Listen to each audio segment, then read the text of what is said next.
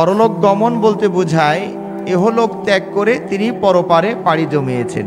সেটা মৃত্যুর মাধ্যম দিয়েও হতে পারে, মৃত্যু ছাড়াও হতে পারে। সুতরাং এই পরলোক গমন শব্দটা আমার কাছে মনে হয়েছে এটা দ্ব্যর্থবোধক, অর্থাৎ যার দুটো রাস্তা আছে, দুই দিকে অর্থ নেওয়ার সম্ভাবনা আছে, এটা আমরা দ্ব্যর্থহীন বলতে পারি না। অনুরূপভাবে আরেকটি শব্দ যেটা আপনারা সবাই ব্যবহার করেন, ইন্তেকাল। যেমন আমরা অনেকেই বলি নবী সাল্লাল্লাহু আলাইহি ওয়াসাল্লাম ইন্তেকাল ফরমাইয়াছেন। ইন্তেকাল শব্দটার আরবি অর্থ হচ্ছে এক স্থান থেকে আর এক স্থানে স্থানান্তর হওয়া। অর্থাৎ যেমন আমি এখন বলতে পারি যে আমি ঢাকা থেকে রাজশাহীতে ইন্তেকাল ফরমাইয়াছি, কারণ আমি স্থানান্তর হয়েছি, ছিলাম ঢাকাতে, এখন আমি রাজশাহীতে, সুতরাং আমিও ইন্তেকাল ফরমিয়েছি। তো এটা একদম মৃত্যুকে নিশ্চিত বুঝায় না। জীবিত অবস্থায়ও এক স্থান থেকে আর স্থানে স্থানান্তরিত হলেও সেখানে বলা হয় ইন্তেকাল। তো আমার কাছে মনে হয় এগুলো কিছুটা বিদআতি শব্দ। যারা নবী সাল্লাল্লাহু আলাইহি ওয়াসাল্লাম মরেননি, মৃত্যুবরণ করেননি, এই আকীদা বিশ্বাসের সাথে এই আকীদা বিশ্বাস লালন করেন, তারাই এই জাতীয় শব্দ ব্যবহার করেন। আর আমাদের কথা হচ্ছে যে আমরা সেই শব্দ ব্যবহার করব যেটা নবী সাল্লাল্লাহু আলাইহি ওয়াসাল্লামকে স্বয়ং আল্লাহ উল্লেখ করেছেন। দেখুন আল্লাহ রাব্বুল আলামিন সরাসরি কি শব্দ ব্যবহার করেছেন। সূরাতুজ জুমার 30 নম্বর আয়াতে আল্লাহ রাব্বুল আলামিন বলছেন, ইন্নাকা মাইয়িত ওয়া ইন্নাহুম মাইয়িতুন। আপনারা কি মাইয়িত মানে বোঝেন? ইন্নাকা মাইয়িত, নিশ্চয় আপনি, মাইয়িত মানে মুর্দা, মৃত, আপনি মৃত্যুবরণ করবেন এবং আপনার সাথে যারা শত্রুতা করছে তারাও মৃত্যুবরণ করবে। আল্লাহ রাব্বুল আলামিন সূরাতুল আম্বিয়া 34 নম্বর আয়াতে বলছেন, ওয়ামা জাআলনা লিবাশারিন মিন ক্বাবলিকাল খুলদা আফাইম মিত্তা ফাহুমুল খালিদুন। আমি আপনার পূর্বে কোনো মানুষের জন্য চিরস্থায়িত্ব লিখে দেইনি, মানে আপনার আগে যারা যত মানুষ পৃথিবীতে এসেছেন তাদেরকে আমি মানে লং টাইম জীবিত, মানে চিরস্থায়ী আমি কাউকে জীবন দান করিনি। আপনি যদি মরে যান, দেখুন মৃত্যু শব্দটা এখানে ব্যবহার করেছেন আল্লাহ, আফাইম মিত্তা, আপনি যদি মরে যান, ফাহুমুল খালিদুন, তারা কি চিরদিন থাকবে? তার মানে আপনিও মৃত্যুবরণ করবেন, আপনার সাথে যারা শত্রুতা করছে, বিরোধিতা করছে, তারাও একদিন দুনিয়া থেকে চলে যাবেন। আল্লাহ রাব্বুল আলামিন নবী সাল্লাল্লাহু আলাইহি ওয়াসাল্লাম যে মারা যাবেন, যাওয়া সম্ভব, এই কথাগুলো সূরাত আলে ইমরান এর 144 নম্বর আয়াতে উল্লেখ করেছেন। আল্লাহ রাব্বুল আলামিন বলেন, ওমা মুহাম্মাদুন ইল্লা রাসূলুন ক্বাদ খালাত মিন ক্বাবলিহির রাসূল। মুহাম্মদ সাল্লাল্লাহু আলাইহি ওয়াসাল্লাম রাসূল বই কিছু নন, তার পূর্বে অনেক রাসূল অতিবাহিত হয়েছেন। এরপরে বলছেন আফা ইম মাতা, মৌত থেকে মাতা, তিনি যদি মৃত্যুবরণ করেন, আও কুতিলা, অথবা শাহাদত বরণ করেন, শহীদ হয়ে যান, তাহলে কি তোমরা আবার তোমাদের বাপদাদার ধর্মে ফিরে যাবে? যে যায় যাকগে, আল্লাহর কোনো ক্ষতি হবে না, তবে আল্লাহ শুকুর গুজার বান্দাদেরকে উত্তম প্রতিদান দান করবেন। এই 3টি আয়াতে আল্লাহ রাব্বুল আলামিন নবী সাল্লাল্লাহু আলাইহি ওয়াসাল্লামের ক্ষেত্রে মউত, মৃত্যু এই শব্দটাই ব্যবহার করেছেন। সুতরাং আমরা এই কথাটাই বলবো যে নবী সাল্লাল্লাহু আলাইহি ওয়াসাল্লাম মৃত্যুবরণ করেছেন, নবী সাল্লাল্লাহু আলাইহি ওয়াসাল্লাম মারা গিয়েছেন, যে শব্দটার ভিতরে ভিন্ন কোনো অর্থ নেওয়ার সুযোগ থাকবে না। আশা করি আপনারা আমার কথাটা বুঝতে পেরেছেন। আল্লাহ নবী সাল্লাল্লাহু আলাইহি ওয়াসাল্লাম মৃত্যুর যেহেতু বিষয়টা যেভাবে সাজিয়েছিলাম ওইভাবে সম্ভব হবে না, সময় যেহেতু স্বল্পতার কারণে সংক্ষেপ করে যতটুকু বলা যায়। আল্লাহ নবী সাল্লাল্লাহু আলাইহি ওয়াসাল্লাম যখন দুনিয়া থেকে চলে যাবেন, তার কিছু পূর্বাভাস তিনি তার কথা, তার আচরণ, তার কর্মের মাধ্যমে ইঙ্গিত দিচ্ছিলেন। যেমন ধরুন, নবী সাল্লাল্লাহু আলাইহি ওয়াসাল্লাম যে বছর দুনিয়া থেকে চলে যাবেন সেই বছর ইতিকাফ করেছিলেন 20 দিন, আর অন্যান্য বছরে তিনি ইতিকাফ করতেন 10 দিন। নবী সাল্লাল্লাহু আলাইহি ওয়াসাল্লামকে জিবরাইল আলাইহিস সালাতু ওয়াস সালাম প্রতি বছর রমজান মাসে পুরো কোরআন একবার শোনাতেন, কিন্তু যে বছর তিনি বিদায় নিয়ে চলে যাবেন সেই বছর জিবরাইল আলাইহিস সালাতু ওয়াস সালাম 2 বার তাকে কোরআন খতম করে শুনিয়েছেন। আল্লাহ নবী সাল্লাল্লাহু আলাইহি ওয়াসাল্লাম যখন বিদায় হজ্জের অংশগ্রহণ করেন তখন যে ভাষণটা দিয়েছিলেন সেখানেও একটি ইঙ্গিত আছে আল্লাহ নবী সাল্লাল্লাহু আলাইহি ওয়াসাল্লাম বলেছিলেন, খুযু আন্নী মানাসিকাকুম, তোমরা আমার কাছ থেকে হজের মাসআলা মাসাইল খুঁটিনাটি বিষয়গুলো ভালো করে জেনে নাও। কেননা ফাইন্নী লাআল্লি লা আহুজ্জু বা'দা আমি হাদা, এই হজের এই বছরের পরে আমি সম্ভবত আর হজ করতে পারবো না। দেখেছেন, আল্লাহ নবী সাল্লাল্লাহু আলাইহি ওয়াসাল্লাম ইঙ্গিত করলেন।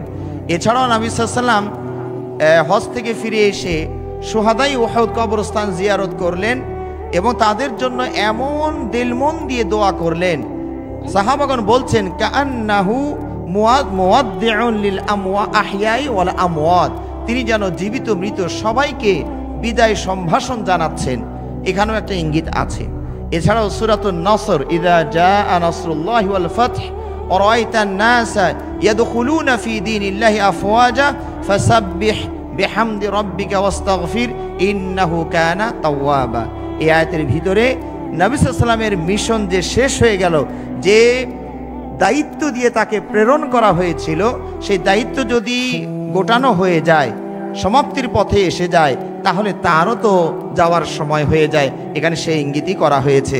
নবী সাল্লাল্লাহু আলাইহি ওয়াসাল্লামকে আয়াতের শেষে বলা হয়েছে, আপনার এখন কাজ হচ্ছে ইসলামের যখন বিজয় এসে যাবে, দলে দলে মানুষ ইসলামের সুশীতল ছায়ায় আশ্রয় গ্রহণ করবে, তখন আপনার দায়িত্ব হচ্ছে তিনটি। তাসবিহ, সুবহানাল্লাহ বলবেন, আল্লাহর পবিত্রতা ঘোষণা করবেন, তাহমিদ, আলহামদুলিল্লাহ, আল্লাহর প্রশংসা করবেন, আর ইস্তেগফার, বেশি বেশি আল্লাহর কাছে ক্ষমা মার্জনা প্রার্থনা করবেন।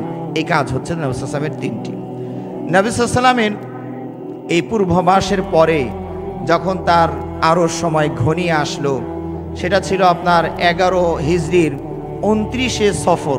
11 হিজরি 29শে সফর নবী সাল্লাল্লাহু আলাইহি ওয়াসাল্লাম আপনার বাকিউল গারকাত, সেখানে একটি জানাজা ছিল। সেই জানাজা সালাত আদায় করে বাড়িতে ফেরার পথে নবী সাল্লাল্লাহু আলাইহি ওয়াসাল্লাম প্রচণ্ডভাবে মাথা ব্যথায় আক্রান্ত হন। এই মাথা ব্যথাটা তার লাগাতার 13 থেকে 14 দিন বহাল থাকে। নবী সাল্লাল্লাহু আলাইহি ওয়াসাল্লাম এই সময় মাথা শক্ত করে বেঁধে রেখেছিলেন।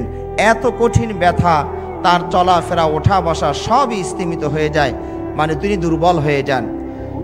শেষের 7 দিন আল্লাহ নবী সাল্লাল্লাহু আলাইহি ওয়াসাল্লাম শুধু এই কথাটা বলছিলেন, আইনা আনা গাদান, আইনা আনা গাদান, আগামীকাল আমি কোথায় থাকবো, আগামীকাল আমার কোথায়। নবী সাল্লাল্লাহু আলাইহি ওয়াসাল্লাম এই এত অসুস্থতার ভিতরেও তার যে একাধিক স্ত্রী ছিলেন, তাদের পালিটা বহাল রেখেছিলেন। যার যেদিন পালি সেই ঘরে তিনি চলে যেতেন, নিজে না পারলে সাহাবাদের সহযোগিতায় নিয়ে যেতেন। তো শেষের 7 দিন, যেদিন আর 7 দিন তিনি দুনিয়াতে থাকবেন, এই 7 দিনের মাথায় তিনি বলছিলেন, আইনা আনা গাদান, আইনা আনা গাদান, আগামীকাল আমি কোথায়, আগামীকাল আমি কোথায়। নবী সাল্লাল্লাহু আলাইহি ওয়াসাল্লামের এই কথাতে তার বিবিরা আঁচ করতে পেরেছেন যে সম্ভবত তিনি আয়েশার ডেটটা খুঁজছেন। আল্লাহু আকবার। সুতরাং তারা পরামর্শ করে বলে, নবী সাল্লাল্লাহু আলাইহি ওয়াসাল্লামকে এই সময়ে আর এই আমাদের ঘরে ঘরে এসে কষ্ট দেওয়া ঠিক হবে না, আমাদের পালি আমরা দায়িত্ব আমরা ছেড়ে দেই নবী সাল্লাল্লাহু আলাইহি ওয়াসাল্লামকে। উনি যেখানে থেকে খুশি, যেখান থেকে স্বাচ্ছন্দ্য বোধ করে সেখানেই থাকবেন।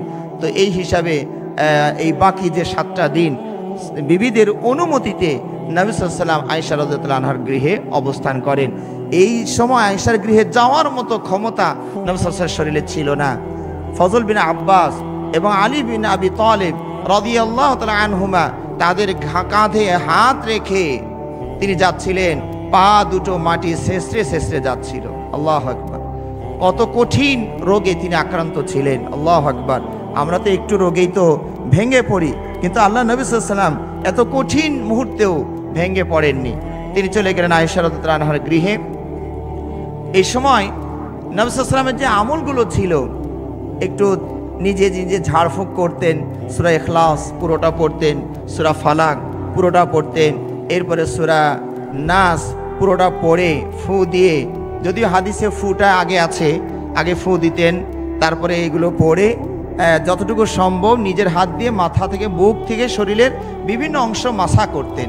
কিন্তু নবী সাল্লাল্লাহু আলাইহি ওয়াসাল্লাম এই অসুখে এমনভাবে আক্রান্ত হলেন যে তার পক্ষে এই এই মাসা করা আর সম্ভব ছিল না। আয়েশা রাদিয়াল্লাহু তাআলা আনহা নিজেই এই 3টা সূরা পড়ে নবী সাল্লাল্লাহু আলাইহি ওয়াসাল্লাম হাতে ফু দিতেন। আর আয়েশা রাদিয়াল্লাহু আনহা নবী সাল্লাল্লাহু আলাইহি ওয়াসাল্লাম হাতটাই আবার তার মাথা দিয়ে বুলিয়ে দিতেন। তার মানে এত কঠিনভাবে তিনি অসুখে আক্রান্ত হন। শেষের 5 দিন, আর মাত্র আমাদের নবী সাল্লাল্লাহু আলাইহি ওয়াসাল্লাম দুনিয়াতে 5 দিন থাকবেন। এই সময় তার শরীরে তাপমাত্রা আরও বহু গুণে বেড়ে যায়, অন্যান্য ব্যথা মারাত্মকভাবে বেড়ে যায় এবং তিনি অজ্ঞান হয়ে যাচ্ছেন, ব্যথার চোটে জ্ঞান হারিয়ে ফেলছেন। নবী সাল্লাল্লাহু আলাইহি ওয়াসাল্লাম যখন একটু জ্ঞান ফিরল, তিনি বললেন, তোমরা 7টা কুয়ার পানি, বিভিন্ন কুয়ার পানি 7টা মশক থেকে আমার মাথায় একটু ঢালতে থাকো। হয়তোবা কোনো হিকমতের মাঝে ছিল, বিভিন্ন কুয়া থেকে আনা 7টা মশক, মানে আমাদের ভাষায় ড্রাম বলতে পারেন, বালতি বলতে পারেন, এই যেগুলো খোলা হয়নি এখন পর্যন্ত, পানি আনার পরে এখনও খোলা হয়নি, এইরকম নতুন করে যে মশকগুলো আনা হয়েছে, 7টা মশক থেকে পানি নিয়ে আমার মাথায় তোমরা ঢালতে থাকো। সাহাবারা সেই কাজটি করলেন, মাথায় পানি ঢালছিলেন। নবী সাল্লাল্লাহু আলাইহি ওয়াসাল্লাম যখন একটু ভালো মনে করলেন, তিনি মসজিদে চলে গেলেন, সাহাবাদের উদ্দেশ্যে কিছু কথা বললেন এবং কিছু সতর্কবাণী উচ্চারণ করলেন। তিনি বললেন, লা'নাতুল্লাহি আলাল ইয়াহুদি ওয়ান নাসারা ইত্তাখাযু কুবুর আনবিয়াহিম মাসাজিদ। ইহুদ খ্রিস্টানদের প্রতি আল্লাহর অভিশাপ যে তারা তাদের নবী রাসূলদের কবরকে মসজিদে পরিণত করেছে। এবং তিনি বলছেন, লা তাত্তাখিযু কবরি ওয়াসানান ইউবাদ। আমার কবরকে আমি মারা যাওয়ার পরে তোমরা ইবাদতে পরিণত মূর্তি, এমন মূর্তি বানিয়ে ফেলো না যার আরাধনা পূজা তোমরা শুরু করো। নবী সাল্লাল্লাহু আলাইহি ওয়াসাল্লাম এই সময় এই 5ম দিনে মসজিদে গিয়ে নিজেকে জাতির সামনে পেশ করে দিয়ে কিসাস নেওয়ার আবেদন করলেন। অর্থাৎ নবী সাল্লাল্লাহু আলাইহি ওয়াসাল্লাম সাহাবাদেরকে বললেন, ও সাহাবারা, আমি যদি তোমাদের কাউকে অন্যায়ভাবে কোনোদিন আঘাত করে থাকি, অন্যায়ভাবে যদি কোনোদিন তোমাদেরকে কোড়া মেরে থাকি, তাহলে তিনি পিঠ এগিয়ে দিয়ে বললেন, এই যে আমার পিঠ এগিয়ে দিলাম, তোমরা আমার মেরে দুনিয়াতে আমার প্রতিশোধটা নিয়ে নাও। আল্লাহু আকবার, আল্লাহু আকবার। এবং তিনি বললেন, আমি যদি কার ইজ্জতে আঘাত হেনে থাকি, তাহলে আজকে আমার সামনে আমার ইজ্জত নিয়ে কথা বলে তোমরা সেই প্রতিশোধ নিয়ে নাও। নবী সাল্লাল্লাহু আলাইহি ওয়াসাল্লাম এই কথাগুলো বলতে বলতেই তার জোহরের সালাতের সময় হয়ে গেল। তিনি জোহরের সালাত পড়ে আবার মেম্বারে উঠে আগের কথাগুলো রিপিট করলেন এবং অর্থনৈতিক যদি কারো পাওনা থাকো আমার কাছে, তাহলে বলো, আমি সেটা পরিশোধ করে দিয়ে যাই। আল্লাহু আকবার। একজন নবী কত সতর্ক, চিন্তা করে দেখুন। একজন সামনে থেকে বলে, ইয়া রাসূলুল্লাহ, আমি আপনার কাছে 3টা দিরহাম পাই। আল্লাহ নবী সাল্লাল্লাহু আলাইহি ওয়াসাল্লাম ফজল বিন আব্বাসকে বললেন, এটা তাড়াতাড়ি পরিশোধের ব্যবস্থা করো। এভাবে আল্লাহ নবী সাল্লাল্লাহু আলাইহি ওয়াসাল্লাম আনসারদের ব্যাপারে বেশ ভালো কথা বললেন। সাহাবাদেরকে লক্ষ্য করে বললেন, এই শোনো, আনসাররা আল্লাহ তাদের উপরে যে হক দিয়েছিলেন, যে আল্লাহ আমাদেরকে দেখাশোনার জন্য যে অধিকার আনসারদের উপরে যে দায়িত্ব দিয়েছিলেন, তা তারা যথাযথভাবে পালন করেছে। এখন তোমাদের দায়িত্ব তাদের পরিশোধ করা। আপনারা জানেন আনসাররা কিভাবে মুহাজিরদেরকে আশ্রয় দিয়েছিলেন এখানে। আল্লাহু আকবার। তো সেই জন্য নবী সাল্লাল্লাহু আলাইহি ওয়াসাল্লাম বলছেন, তারা তাদের পাওনাগুলো পরিশোধ করার সময় এখন তোমাদের এসেছে। তাদের ভালোরা যদি ভালো করে সেটা তোমরা কবুল করবা, তাদের মাঝে যদি কেউ মন্দ কিছু করে তারা তাদেরকে ক্ষমার দৃষ্টিতে দেখবে। এরপরে আল্লাহ নবী সাল্লাল্লাহু আলাইহি ওয়াসাল্লাম এই কথাই বললেন যে, শোনো, আল্লাহর এক বান্দাকে আল্লাহ স্বাধীনতা দিলেন যে আপনি দুনিয়াতে আরও কিছুদিন থাকবেন নাকি আল্লাহর জান্নাতে এদিকে চলে আসবেন। তখন নবী সাল্লাল্লাহু আলাইহি ওয়াসাল্লাম বললেন যে, সেই বান্দা আল্লাহর কাছে যেটা আছে সেটাই পছন্দ করে নিয়েছেন। এই কথা শোনা মাত্র আবু বকর রাদিয়াল্লাহু আনহু কান্নায় ভেঙে পড়লেন, কারণ মানিকে মানিক চেনে। অন্যরা বুঝতে পারেনি এই কথা দ্বারা কাকে বোঝানো হয়েছে। অন্যরা একটু কটাক্ষ করছিলেন, আবু বকরকে একটু অন্যভাবে বিবেচনা করছিলেন। নবী সাল্লাল্লাহু আলাইহি ওয়াসাল্লাম কাকে বা কার কথা বললেন, কোন এক আল্লাহর বান্দার কথা বললেন, এখানে কান্নার কি আছে? আবু বকর কান্না শুরু করলেন। কিন্তু যেদিন নবী সাল্লাল্লাহু আলাইহি ওয়াসাল্লাম চলে গেলেন, সেই দিন আবু বকরের অর্থ তারা বুঝেছিলেন যে আবু বকর সেদিন কেন কেঁদেছিলেন। এই সময় আল্লাহ নবী সাল্লাল্লাহু আলাইহি ওয়াসাল্লাম আবু বকরের অধিকার সম্পর্কে কথা বললেন যে, শোনো, আবু বকর আমার সঙ্গ দেওয়ার ক্ষেত্রে এবং তার ধন সম্পদ আমার জীবন চলার পথে দিনের কাজে সবচেয়ে বেশি উপকার করেছে তার ধন সম্পদ, তার সহযোগিতা। সুতরাং আবু বকরের ব্যাপারেও সতর্ক করলেন যে আমি যদি আল্লাহকে ছাড়া আর কাউকে বন্ধু বানাতাম, তাহলে আমি আবু বকরকে বন্ধু বানাতাম, তবে তার সাথে আমার ভালোবাসা আছে, ভ্রাতৃত্ববোধ আছে। এভাবে তিনি আবু বকরের ব্যাপারেও বেশ কিছু কথা বললেন। মরণের আর মাত্র 4 দিন বাকি। আল্লাহ নবী সাল্লাল্লাহু আলাইহি ওয়াসাল্লাম সাহাবাদেরকে বললেন, হালুম্মু কিতাবান, হালুম্মু আকতুব লাকুম কিতাবান লান তাদিল্লু বাদাহু। তোমরা একটা কাগজ দাও, আমি কিছু কথা লিখে দেই, এরপরে তোমরা গোমরাহ হবে না। তো সাহাবারা এই সময় একটু মতভেদ করলেন। একদল বললেন যে নবী সাল্লাল্লাহু আলাইহি ওয়াসাল্লাম এখন মারাত্মক অসুখে আক্রান্ত, এই সময় যদি আমরা কাগজ দেই তো এখন ব্রেনটা ঠিক আছে কি না, কি লিখতে যে কি লিখবেন তা আল্লাহ মাবুদই ভালো জানেন। আরেক দল বলছিলেন যে না, যেহেতু নবী সাল্লাল্লাহু আলাইহি ওয়াসাল্লাম চেয়েছেন, আমরা দেই না, কি লেখে দেখি, আমরা তো বুঝবো এটা ভালো লিখলেন না মন্দ লিখলেন। এই সাহাবাদের মাঝে এটা একটু উচ্চবাচ্য হচ্ছিল, কেউ বলেন দেন, কেউ বলেন না দিয়েন না, এখন দেওয়া যাবে না, উনি এমনি কষ্টে আছে এই জন্য এখন দেওয়া যাবে না। এই একটু উচ্চবাচ্য হয়ে গেল সাহাবাদের কথাগুলো। আল্লাহ নবী সাল্লাল্লাহু আলাইহি ওয়াসাল্লাম তখন বলেন, কুমু আন্নি, তোমরা আমার কাছ থেকে দূর হও, তোমাদের কাগজ দেওয়া লাগবে, সরো তোমরা আমার কাছ থেকে। এইভাবে সেদিন আর কিছু লেখা হলো না। পরে এখানে আরও কিছু কথা ছিল, তো আমি যেহেতু সংক্ষেপ করতে যাচ্ছি এইটা আমরা ছেড়ে দিলাম। তৃতীয় দিনের ঘটনা, আর মাত্র 3 দিন বাকি। আল্লাহ নবী সাল্লাল্লাহু আলাইহি ওয়াসাল্লাম সাহাবাদেরকে বললেন যে তোমরা আলা লা ইয়ামুতু আহাদুম মিনকুম ইল্লা ওয়া হুয়া ইহসিনু যান্না বিল্লাহ, তোমরা যদি কারো মরণ অন্য অবস্থা হয়ে যায়, সে যেন ওই মুহূর্তে আল্লাহর সম্পর্কে একটু ভালো ধারণা করে। অর্থাৎ আপনি যখন আল্লাহ আপনাকে মরণের সময় জান্নাত দেখিয়ে দিবেন, তখন কিন্তু আপনি আপনার গুনার কথা মনে করে এরকম মনে করবেন না আল্লাহ তো কাহার, আল্লাহ তো জুনতেকাম, প্রতিশোধ প্রবণ, এইরকম কঠিন কঠিন শব্দ আল্লাহর সিফত যেগুলো আছে বিশেষণ, ওগুলো মনে না করে মনে করবেন আল্লাহ গফফার, আল্লাহ গফুর, আল্লাহ রহমান, আল্লাহ রাহিম, আল্লাহ দয়াময়, আল্লাহ ক্ষমাশীল। এই কথাগুলো ওই সময় মমূর্ষকালে যখন আপনার সামনে জান্নাত দেখে দেওয়া হবে, তখন ওইগুলো আপনি বেশি বেশি ধারণা করবেন। আল্লাহ নবী সাল্লাল্লাহু আলাইহি ওয়াসাল্লাম পরামর্শ দিয়ে গেলেন। মৃত্যুর আর মাত্র 2 দিন বাকি। নবী সাল্লাল্লাহু আলাইহি ওয়াসাল্লাম জোহরের সালাত আদায় করার জন্য বের হয়েছেন। আবু বকর রাদিয়াল্লাহু আনহু ইমামতি করছিলেন। তিনি বুঝতে পেরে সরে আসছিলেন, তো নবী সাল্লাল্লাহু আলাইহি ওয়াসাল্লাম ইঙ্গিত ইশারায় বললেন যে আবু বকর তুমি তোমার জায়গাতে থাকো। এরপরে নবী সাল্লাল্লাহু আলাইহি ওয়াসাল্লাম আবু বকরের বাম পাশে বসে নবী সাল্লাল্লাহু আলাইহি ওয়াসাল্লাম ইমামতি করলেন। আবু বকর তাকবীরগুলো বড় বড় আওয়াজ করে দিলেন। তো এই সময় আল্লাহ নবী সাল্লাল্লাহু আলাইহি ওয়াসাল্লাম এইভাবে জোহরের সালাতটা আবু বকর পাশে থেকে আদায় করেছিলেন। মরণের আর মাত্র 1 দিন ছিল। সেই সময় নবী সাল্লাল্লাহু আলাইহি ওয়াসাল্লাম তার অধীনে যত দাসী ছিলেন সবাইকে তিনি আজাদ করে দিলেন। এটা 1 নাম্বার। 2 নাম্বার, তার কাছে দানের সাদাকা করার মতো 7টা স্বর্ণ মুদ্রা ছিল। আয়েশা রাদিয়াল্লাহু আনহাকে বলেন, এটা তাড়াতাড়ি তুমি সাদাকা করে দাও, আমি মরে যাব, আমি মরে গেলে এইটা যদি আমার ঘরে রয়ে যায়, আর আল্লাহ যদি আমাকে জিজ্ঞেস করে যে তোমার ঘরে তো আমার দান করার মতো 7টা স্বর্ণ মুদ্রা রয়ে গেছে, আমি কি জবাব দিব? তাড়াতাড়ি ওটাকে আমার ঘর থেকে সরিয়ে দাও। সুবহানাল্লাহ, সুবহানাল্লাহ, আল্লাহু আকবার। তো এইভাবে তিনি এটা মানে দানটা করে ফেললেন, এবং নিজের অস্ত্রগুলো, নিজে যেগুলো মালিক ছিলেন যুদ্ধাস্ত্র, সবগুলো তিনি মুসলিমদের জন্য হেবা করে দিলেন। এরপরে রাত্রিবেলায় সব সম্পদ দিয়ে দিয়েছেন। রাত্রিবেলায় তিনি যে তেল মানে বাতি জ্বালাবেন, এই তেলটুকু আর ঘরে নেয়। আল্লাহু আকবার। প্রধানমন্ত্রী তার ঘরে বাতি জ্বলবে, তেলের ব্যবস্থা নাই। পার্শ্ববর্তী এক বাড়ি থেকে তেল একটু ধার করে নিয়ে এসে নবী সাল্লাল্লাহু আলাইহি ওয়াসাল্লাম ওই দিন রাত্রিতে মানে বাতি জ্বালান। আল্লাহ নবী সাল্লাল্লাহু আলাইহি ওয়াসাল্লাম তার শেষ জীবনের মুহূর্তে তিনি তার একটা যুদ্ধের অস্ত্র ছিল, বর্ম ছিল, সেটাকে এক ইহুদির কাছে বন্ধক রেখে 30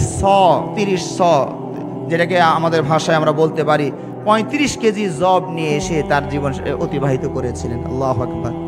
আর আজকে আমাদের দেখুন প্রধানমন্ত্রী বা যারা নেতৃত্ব, কোটি কোটি হাজার কোটি টাকা তাদের ঘর থেকে বের হয়, আর আমার নবী আপনার নবী দুনিয়া থেকে বিদায় হয়ে যাচ্ছেন, তিনি ঋণগ্রস্ত অবস্থায় চলে যাচ্ছেন, ধার করা বন্ধক রেখে তিনি দুনিয়া থেকে চলে যাচ্ছেন। আল্লাহু আকবার। জীবনের আজ শেষ দিন। নবী সাল্লাল্লাহু আলাইহি ওয়াসাল্লাম যখন যেদিন আজ চলে যাবেন, সেই দিন ছিল সোমবার। ফজরের সালাতের সময় আল্লাহ নবী সাল্লাল্লাহু আলাইহি ওয়াসাল্লাম জামাত চলছে, আয়েশাকে বলেন একটু পর্দাটা সরাও।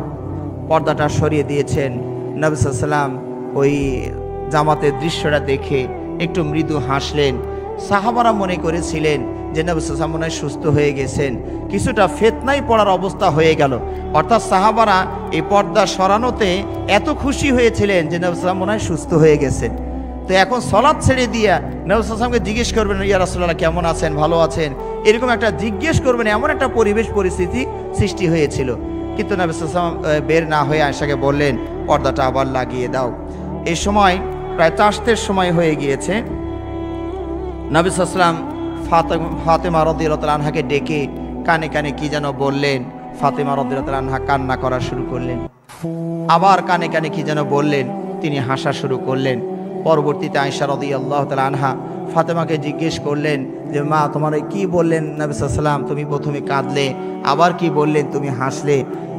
তখন তিনি বলে দিয়েছিলেন যে বাবা আমার কানে কানে প্রথম যে কথাটা বললেন সেটা হলো যে আজকের দিনই আমার শেষ দিন, আজকের দিন আমার শেষ দিন।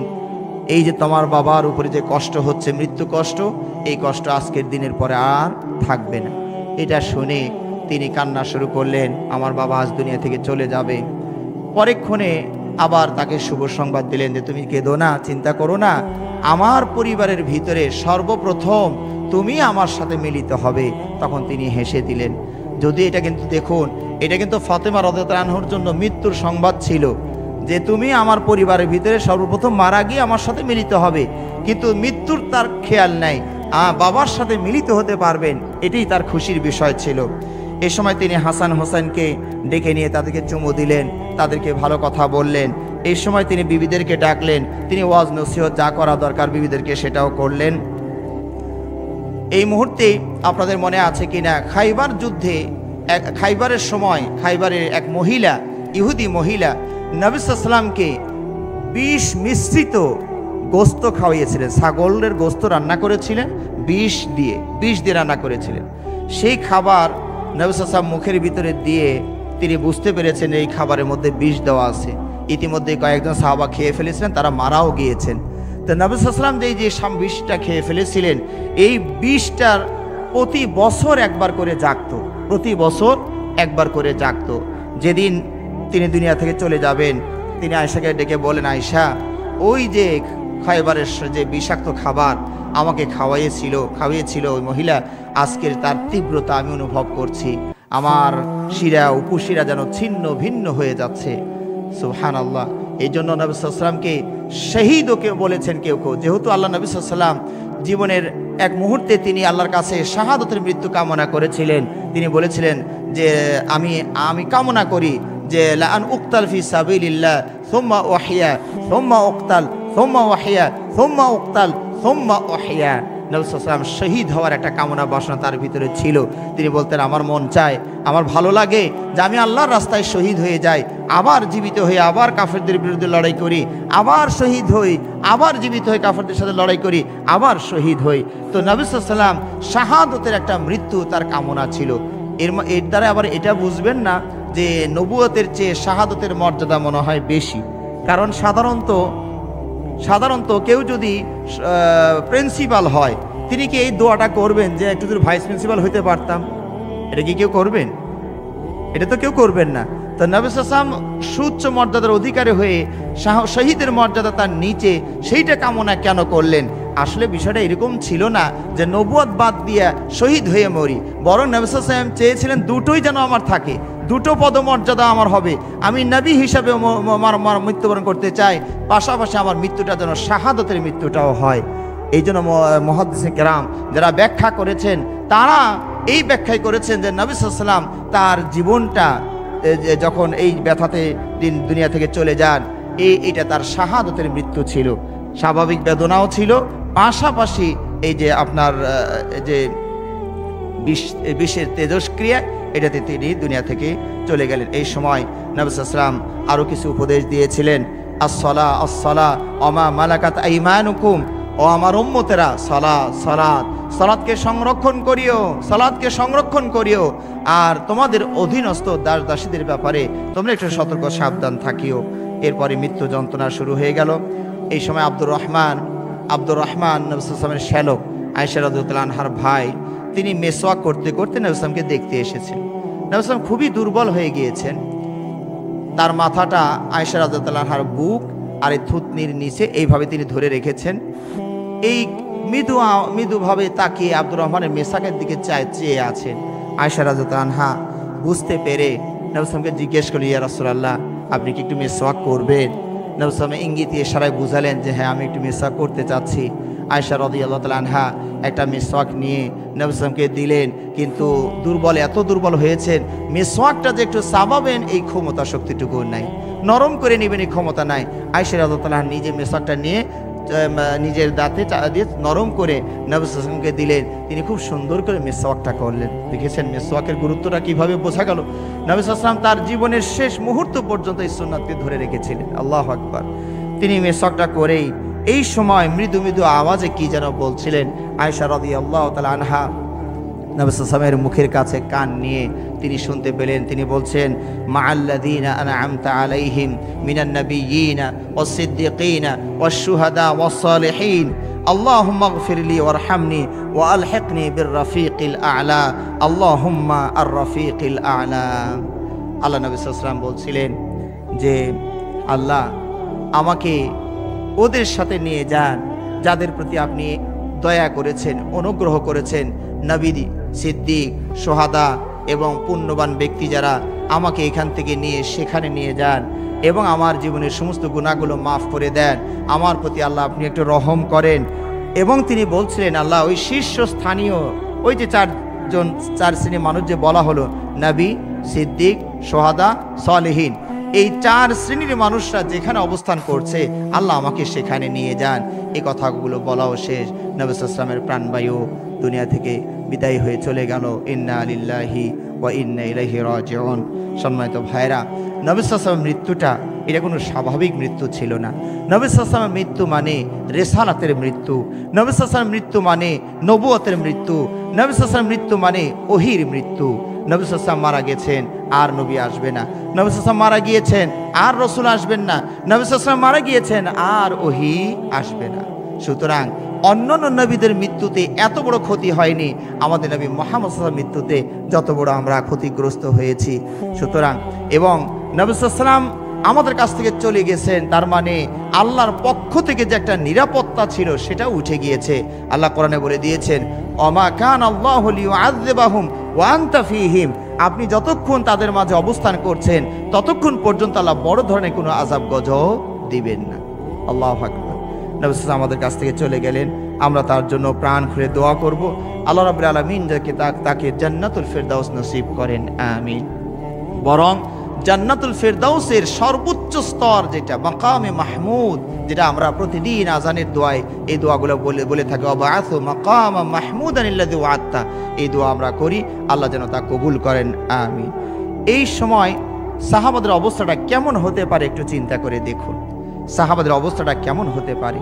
আনাস রাদিয়াল্লাহু তাআলা আনহু বলছেন, আল্লাহ নবী সাল্লাল্লাহু আলাইহি ওয়াসাল্লাম যেদিন মদিনায় পদার্পণ করেন সেদিনের মতো আলোকিত আর সুন্দর দিন আমি আমার জীবন আর কোনোদিন দেখিনি। মদিনায় তিনি যেন পদার্পণ করেন, মনে হলো যেন মদিনার আনাচে কানাচে আলোয় উদ্ভাসিত হলো, আলোকিত হয়ে গেল। আবার নবী সাল্লাল্লাহু আলাইহি ওয়াসাল্লাম যেদিন দুনিয়া থেকে চলে গেলেন সেই দিনের মতো বিদঘুটে অন্ধকার রজনী মন্দ দিন আর আমি কোনোদিন দেখিনি। আনাস রাদিয়াল্লাহু তাআলা আনহু বলতেন যে আমি নবী সাল্লাল্লাহু আলাইহি ওয়াসাল্লাম মৃত্যুর পরে এমন কোনো রাত যায় না যে আমি তাকে স্বপ্নে দেখি না। এই কথা বলতেন আর তিনি কেঁদে ফেলতেন, চোখ দিয়ে পানি টপ টপ করে পড়তো। এই সময় ফাতেমা রাদিয়াল্লাহু তাআলা আনহার অবস্থাটা কি ছিল, এটা আমার বক্তব্যের দ্বিতীয় পয়েন্ট, যেটা লেখা আছে রাসূল সাল্লাল্লাহু আলাইহি ওয়াসাল্লামের মৃত্যুতে সাহাবাদের হতবিহ্বলতা। এই পয়েন্টে কয়েকটি কথা বলি, আমরা শেষ করছি। ফাতেমা রাদিয়াল্লাহু তাআলা আনহা একটু মানে কান্না করে বলছিলেন, ইয়া আবাতা আজাবা রব্বান দাআ, ও আমার বাবা, বাবজান, আপনি আপনার রবের ডাকে সাড়া দিয়েছেন, আপনি জান্নাতুল ফেরদাউসের মেহমান হয়ে গিয়েছেন। ও জিবরাইল, আমার বাবা মারা গিয়েছেন, জিবরাইলকে মৃত্যু সংবাদ দিচ্ছেন। এভাবে ফাতেমা রাদিয়াল্লাহু তাআলা আনহা শোক প্রকাশ করছিলেন এবং আনাসকে ডেকে বললেন, আনাস, তোমার নবী সাল্লাল্লাহু আলাইহি ওয়াসাল্লামকে কবরে রেখে মাটি দিতে তোমাদেরকে কি খুব ভালো লাগলো?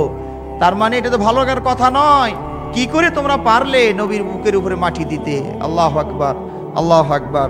এই সময় ওমরের অবস্থা ছিল আরো কঠিন, যখন নবী সাল্লাল্লাহু আলাইহি ওয়াসাল্লাম আর নড়ে না, চড়ে না, কথা বলে না, কিন্তু তিনি বেঁকে বসেছিলেন।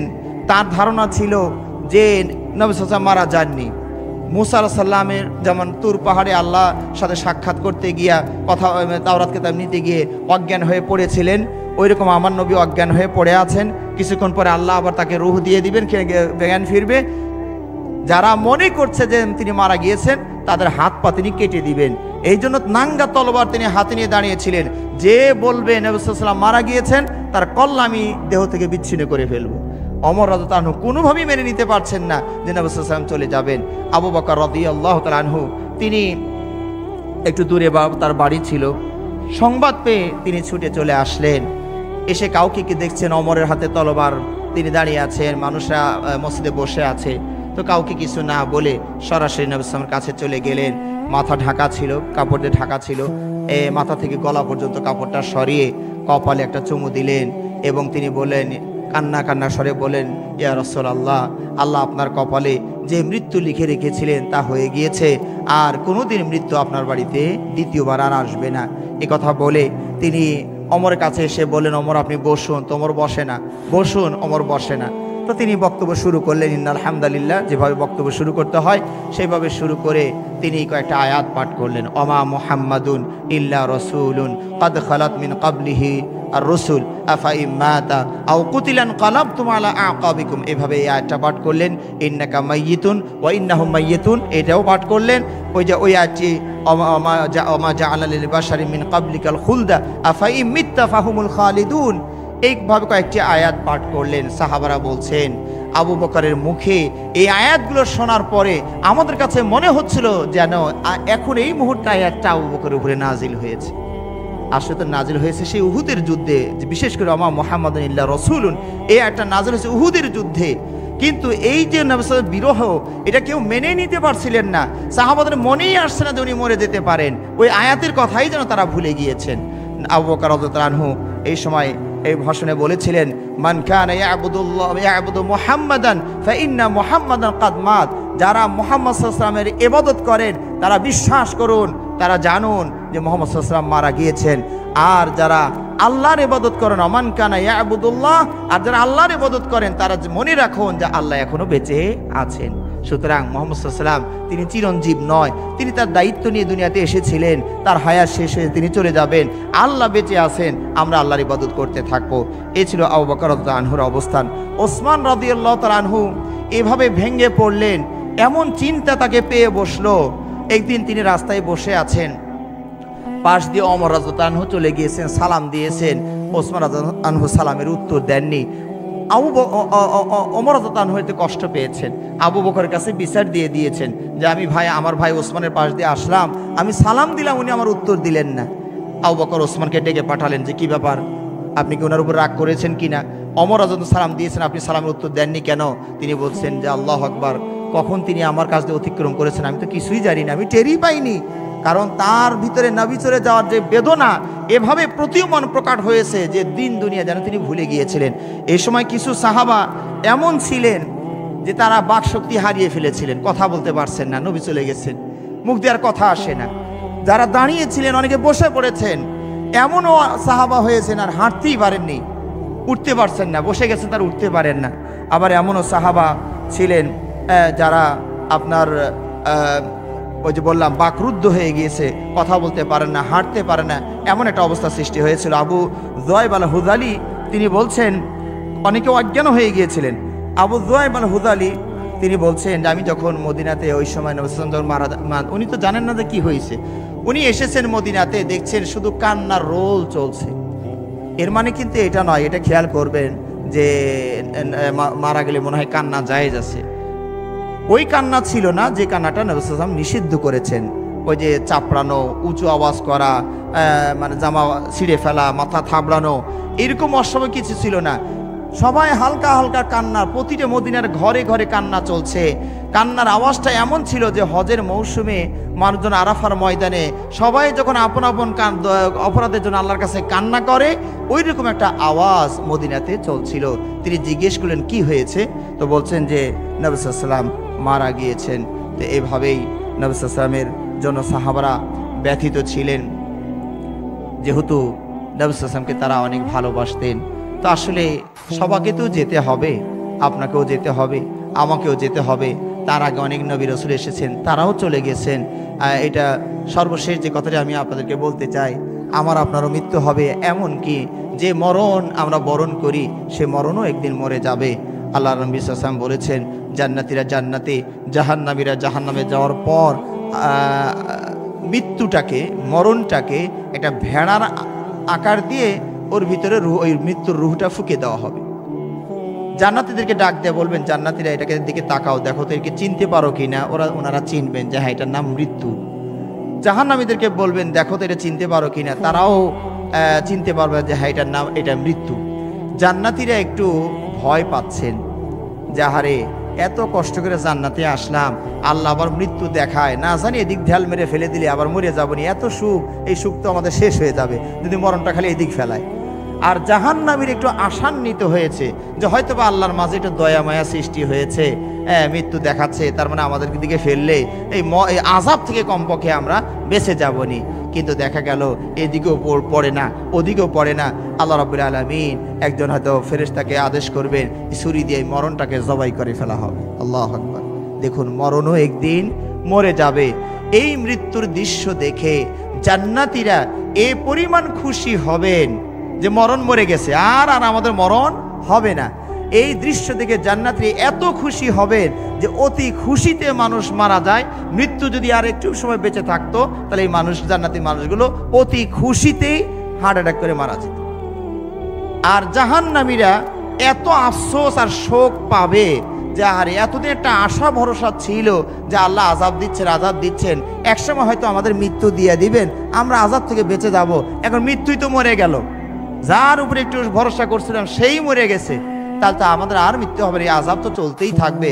তারা এই পরিমাণ শোক আর দুঃখ অনুভব করবে যে অতি শোকেও মানুষ কিন্তু মারা যায়, হার্ট অ্যাটাক করে। তো মৃত্যু যদি আরেকটু সময় বেঁচে থাকতো তাহলে এই সবগুলো জাহান্নামী তারা মারা যেত। সম্মানিত ভাইয়েরা, নবী সাল্লাল্লাহু আলাইহি ওয়াসাল্লাম চলে গিয়েছেন, আমরাও চলে যাব। তো তিনি যে দিন আমাদের মাঝে রেখে গিয়েছেন সেটাকে আমরা ধরে রাখার চেষ্টা করি, ইবাদত বন্দেগী ঠিক রাখি, নবী সাল্লাল্লাহু আলাইহি ওয়াসাল্লামের জন্য আমরা দোয়া করি। আমাদের নবী সাল্লাল্লাহু আলাইহি ওয়াসাল্লাম হচ্ছেন সবচেয়ে বেশি আমলের সওয়াবের অধিকারী হবেন, তার পথ নির্দেশনায় আমরা যারা আমল করছি এর ওই পরিমাণ ভাগ নবী সাল্লাল্লাহু আলাইহি ওয়াসাল্লাম কিন্তু পেয়ে যাবেন। সুতরাং এই উম্মতের ভিতরে সবচেয়ে বেশি সওয়াবের ভাগী হবেন কে? নবী মুহাম্মদুর রাসূলুল্লাহ সাল্লাল্লাহু আলাইহি ওয়াসাল্লাম। আল্লাহ রাব্বুল আলামিন আমাদের নবী সাল্লাল্লাহু আলাইহি ওয়াসাল্লামকে সর্বশেষ, আমি ওই আবু বকর রাদিয়াল্লাহু আনহু এবং হাসান বিন সাবিত রাদিয়াল্লাহু আনহু তারা আরবি দিয়ে নবী সাল্লাল্লাহু আলাইহি ওয়াসাল্লামের একটা শোক গাথা কবিতা লিখেছিলেন। আমি সবটুকু অনুবাদ করিনি, ওই কবিতাগুলো পড়ে আমি যেটুকু বুঝেছি সেই হিসাবে অনুবাদটা আমি আপনাদেরকে একটু কয়েকটা লাইন শুনিয়ে দিই। আবু বকর রাদিয়াল্লাহু আনহু তিনি একটা মানে শোক গাথা কবিতা লিখেছিলেন। তিনি বলেছিলেন, সুবিস্তৃত এই ধরনী সুবিশাল জগৎ সংকুচিত হয়ে এলো যখন দেখলাম আমার নবী মৃত্যু শয্যায় শায়িত, তার বিরহে হৃদয় আমার শঙ্কিত, অস্থি ভেঙ্গে হলো খান খান। আহা, প্রিয় সঙ্গীর আগেই যদি আমি ভূগর্ভে বিলীন হয়ে যেতাম। হাসান বিন সাবিত, তাকে যাকে শায়েরুর রসুল বলা হয়, তিনিও আরবিতে একটা কবিতা লিখেছেন, নিজেকে সম্বোধন করে বলছেন, হাসান, তোমার আঁখি দয়ে ঘুম নাই কেন? তোমার নেত্রে কি ছায়ের সুরমা লাগানো হয়েছে? না না, বরং মাহদির বিরহে, মাহদি মানে নবীকে বুঝিয়েছেন, বরং মাহদির বিরহে, বিরহ ব্যথায় নির্ঘুম আমার এ দশা। আহা, আমি যদি তার পূর্বে বাকি কবরস্থানে হারিয়ে যেতাম। তার বিরহে আমি বিমর্ষ, আমি মলিন, আমি কিংকর্তব্য বিমূঢ়, আমি মর্মাহত, আমি হতবুদ্ধি, আমি দিশেহারা। আহ আহা, আমি যদি জগতে নাই আসতাম। মানে সাহাবারা এমন কষ্ট পেয়েছিলেন নবীর মৃত্যুতে, পরে যেন আফসোস করেছিলেন যে এই দুনিয়াতে যেন যদি আমি না আসতাম তাহলে নবী মরার যে সহ্য করার কষ্টটা সেটা আমি অনুভব করতাম না। এই জন্য তিনি আফসোস করছেন যে দুনিয়াতেই যদি আমি না আসতাম। সবশেষে তিনি বলেছিলেন, আহা, যদি আজ প্রত্যুষে বিষাক্ত সর্প বিষে ধ্বংস হয়ে যেতাম। মানে বলতে চাচ্ছিলেন এই বেদনা, নবীর বিরহ বেদনা হৃদয়ে আর সহ্য হয় না, কষ্টটা অনেক মারাত্মক। যদি সকালবেলায় চলতে গিয়া হঠাৎ কোনো বিষাক্ত সাপ আমাকে দংশন করতো তাহলে তো আমি মরে যেতাম, আমি এই কষ্ট থেকে বেঁচে যেতাম। সব শেষ লাইনে তিনি বলেছিলেন, নবীবিহীন এই মদিনায় আমি কি করে বসবাস করব? নবীবিহীন এই মদিনায় আমি কি করে বসবাস করব। এই ছিল সাহাবাদের অভিব্যক্তি। তো সব কিছু মিলে তারা এমন কিছু কাজ করেননি যেটা শরীয়ত বিরোধী। ওই বিলাপ করেননি যে বিলাপ করা যাবে না, শরীয়ত সম্মত যেটুক শোক প্রকাশের অনুমতি ছিল সাহাবারা সেটাই করেছেন। আল্লাহ রাব্বুল আলামিন আমাদের নবী সাল্লাল্লাহু আলাইহি ওয়াসাল্লামকে তার পক্ষ থেকে যতটুকু প্রতিদান দিলে আল্লাহ নিজে খুশি হবেন সেইটুকু প্রতিদান যেন আমার নবী আপনার নবীকে আল্লাহ দান করেন। আমিন। ওয়া আখির দাওয়ানা আলহামদুলিল্লাহি রাব্বিল আলামিন।